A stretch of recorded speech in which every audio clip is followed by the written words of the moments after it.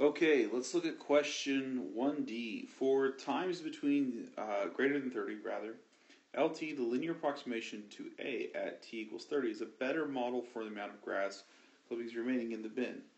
For LT to predict the time at which there will be 0.5 pounds of grass clippings remaining in the bin, use LT to predict the time at which there will be 0.5 pounds of grass clippings remaining in the bin. Show the work that leads to your answer. So, what do? Well, first off, it mentions, where does it say? Linear approximation to A. So that's a big key that you are going to use.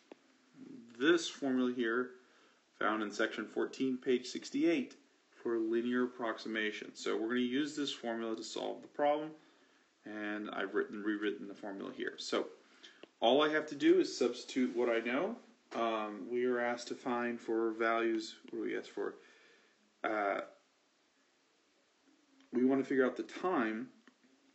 So we will put L of t for time, and we know that the approximation of A is going to be A of 30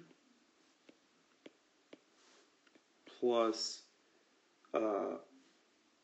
f prime of, the function is A. The function is A, so I should be saying A prime of, 30? For values of t to 30, because we're concerned, notice all the A's here are 30, right? And the F's are all A's. Okay? So there we have it.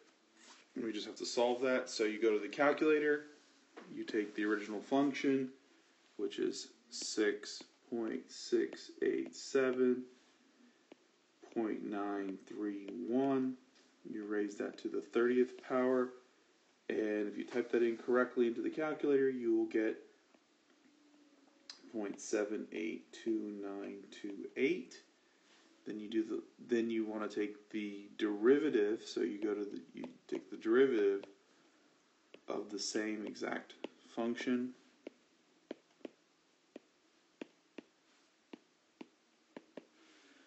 And you solve it in the calculator, and it should give you negative 0.055976. Okay? And for those of you that don't believe me and doubt my mathematical abilities, there it is. It's typed in the calculator right here. So you can easily see that these values are right here and right here. Okay, and that's how you type them in. Okay, so once we get that, now all I have to do is solve. We know that LT is 0.5. So LT is 0.5 because in the initial problem it says use LT to predict the time that would be 0.5. So LT represents 0.5. Okay.